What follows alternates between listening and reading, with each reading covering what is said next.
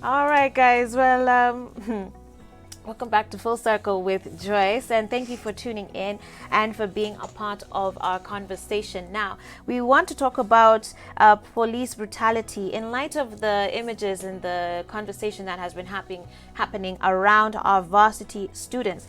And I see some of you guys on our SMS line already questioning why we're even talking about this. Someone here says, "Good morning, Joyce. Why do you just bring the negatives of the police but never bring the positive side of them?" First of all, I have to say this is the first time we've talked about police brutality, so we've never done this before. But you continue to say, "Remember, they are also human and parents and siblings, so highlight the positive side of the police too." And I would agree with you. And I think precisely because they're also humans and parents and siblings, there's a question as to why we saw the level of violence that we did this week. Another person here says, "Hey, I was there, and people have to stop this mentality. Our policemen are our brothers and sisters. How could you stone a policeman and expect to get away with it?" That's Henry watching us from Kiri Nyaga. Thank you for your feedback, guys. I do take that. And I want to pose those questions then, to my guests. We've not even started the discussion, but already you can see it's a little polarizing for some. Maybe these are guys who've served or are in the police force or have family members there. Are we overemphasizing this issue? Are we overplaying it? Are we making it a bigger deal than it is? Constitutionally, the police are meant to be the first human rights defenders, meaning there should be no better person to safeguard the interest of the people than a police officer. That's why the police was changed from a police force to a police service. Right. Meaning the force that a police should employ whenever handling a situation should be within very manageable standards. But in the case of what we watched at JKUAT, we can by no standards seek to justify what the police did. Even if the police were thrown at stones, I mean, they didn't have to, pick on one lady, brutalize her that much. Right. But even by that brutalizing her, you can tell the anger they had. They even wanted to, because that lady would have died. Yeah. So we cannot at any point seek to justify what they did. I know there are people who say the police officers are good, they're parents and stuff like that. But right. We cannot put a blind eye, we cannot have a blind eye to police officers who are rogue. Right. Within every system or in every society, there are people of immoral characters. Even in your journalism, there are people who you not approve of what they do. Equally in medicine, in engineering, all other fields. Yeah. Even the LSK has been dealing with lawyers who are rogue. Yeah. So we cannot have a blind eye on police officers. We have to call out when they have done something wrong. In fact, it is good that the internal security and the police have decided to interdict those who were caught on camera doing that. Exactly. So this is not a question about media or the rest of us trying to overplay it. No. If there's the interior, but what is the responsibility of the media in society? To inform us. Yeah. So if the media have informed us that somebody was brutalized, what is the harm in that? We have to be aware. Let's talk about that, because then what are we defining here as brutality, right? So fine, maybe someone has done something wrong, but surely if a person is on the ground, Mercy, they're already on the ground. You've surrounded them as 7 of you. Why do you have to kick their head? Do you have to kick them in the abdomen? Do you have to slam their backs with a rungu? I mean, surely, haven't you already taken charge over the suspect? Sure, you said it. And actually, also Amnesty International yesterday released a statement and called for investigation on how the students were handled. Last year, we lost a student leader from Meru University. That's right. Who was shot. A very young person who was exercising his constitutional right was shot by a police officer at age, I don't know, 22 or 23. But we've not seen anybody, going for trial. The 4 people were interdicted, the 4 policemen were interdicted. But I think interdiction is not justice to death and, such kind of brutality to the students. As you've said, Joyce, if someone is already on the ground, they are not, they've surrendered, why would you really go ahead? Why don't you arrest them and charge them for whatever wrong they have done? So I feel that there are things that people do in a wrong way until they become a culture, in a way that every time the police are out there, chasing students, someone has to die. It is also said that the same policemen and women stormed into a hostel. They went looking for students in their hostels, Right. and they chased them away using tear gas. In the hostel. Yes, Well, yes. Which, you know, I mean, surely the law has to say something. Don't you need like search warrants or something? Or When I was a student leader, are you then allowed to do that?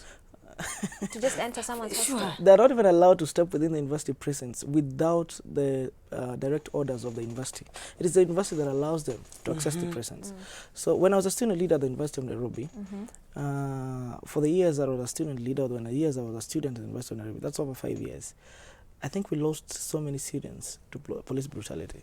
Lost as in like lost, death? yeah. Some that did not get to reach the media, others that were swept down by the administration, others that just got lost in the media. And I think at some point there was an investigation that was supposed to be done by IPOA when police officers invaded ADD building. ADD building is the School of Architecture and Design, the University of Nairobi, and had everybody lie down, even lecturers, and whipped everybody for almost 2 hours. Some students broke their arms, others. In fact, I think 4 or 5 of them died. And really, we have never found a report about that. Demonstrating, they're in their lecture No, hall. these ones were those who were in the lecture halls while others were demonstrating outside. So as a comrade, we used to tell students, whenever there's a demonstration, don't stay in the library. Don't You're stay in not the safe. hostel. Go with everybody to the demonstration so that whenever better off with the yes, tear gas. so you're better off in town, running That is such a up shame. and down with people rather than staying in the hostels in the library, because as the heat comes, the police officers will access the university. Wow. And they always access university with straight directives from the administration, because they're not allowed to go beyond. The university is a very sacred area. The police officers cannot come with tear gas, shooting everybody and all over. You get? Let me, this is nuts, yeah? So if I'm just imagining, I'm a parent, I've sent my kid off to university, Yeah. and it's like part of what I have to train them is, you know, don't do drugs, and in case of a riot, don't stay in your dorm room. Yeah, yeah. It's The crazy reverse of that- what is that- supposed to happen. Exactly. It's unbelievable that is the level to which things have gotten to. But Andrew, Yeah. you were a former student leader, comrades. Yeah. Yeah. Let me ask you this honestly. For those who feel, oh, you know, but these guys were throwing stones at the police, these guys were doing something that they shouldn't have done. I don't know if you were a stone thrower or not back in your day. You look like you're really contemplating that answer, whether you want to divulge information or not.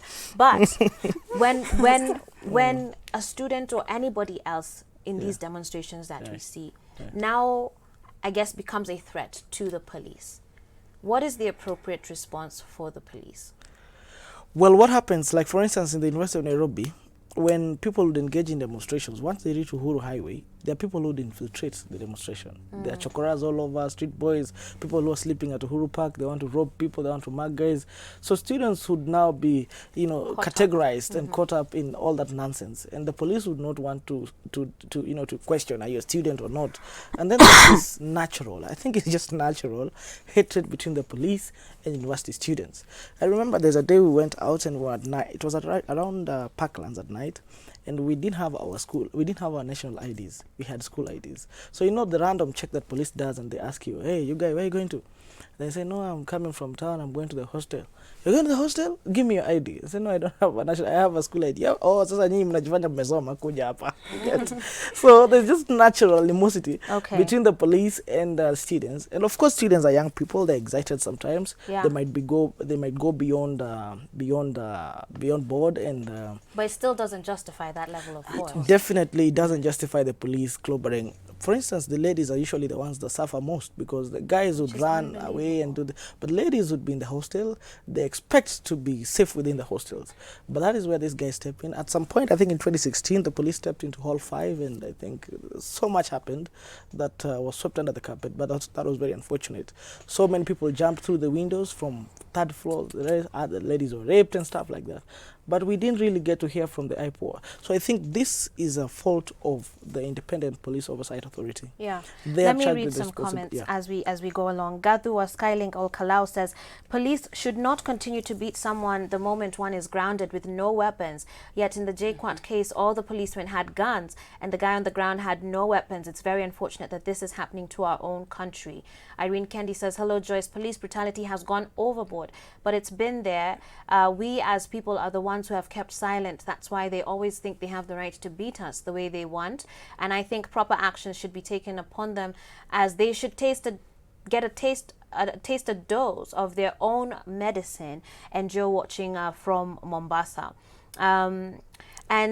Especially in this day and age, even with social media, these guys knew that they were being recorded. But there's that, I don't know what to call it. It's just the like impunity of the police like force. you don't even care. Like Take you're me like anywhere. yeah, you won't do anything to me. But certainly, this isn't even me. I'm just going to say, for those of you who are saying that, oh, we're not showing the good side, there's nothing that is going to justify that level of brutality, from police officers.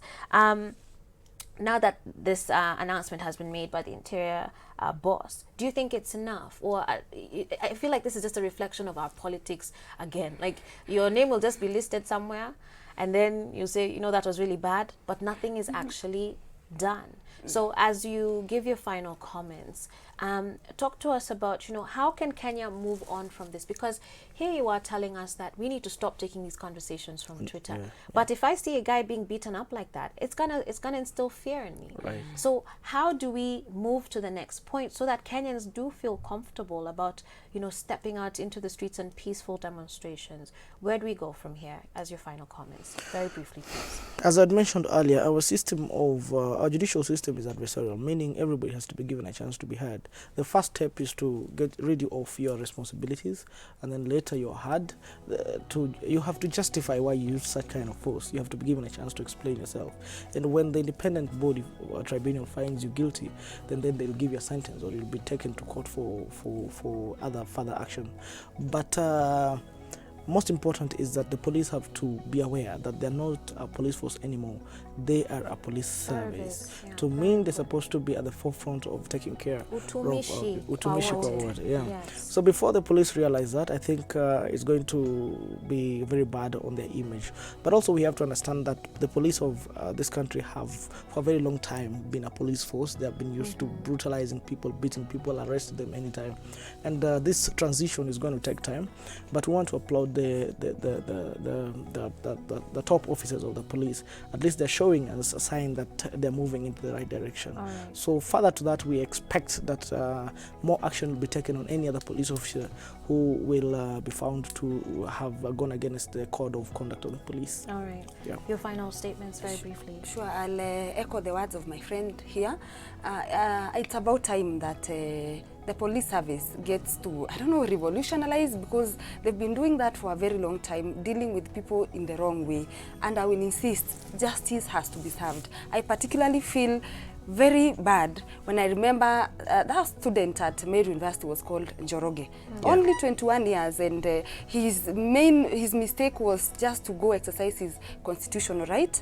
We expect, and I say that very confidently, that even these people that were recorded on camera assaulting that particular student have also to face the law, because nobody is above the law. Absolutely. And it's about time that these things change. We've been doing it for a very long time. The consequences are there, and these students, the irony of it, as I summarize, is these students at Jomo Kenyatta, by the way, I'm a student at Jomo Kenyatta, but I wasn't in the riot, were demonstrating against insecurity.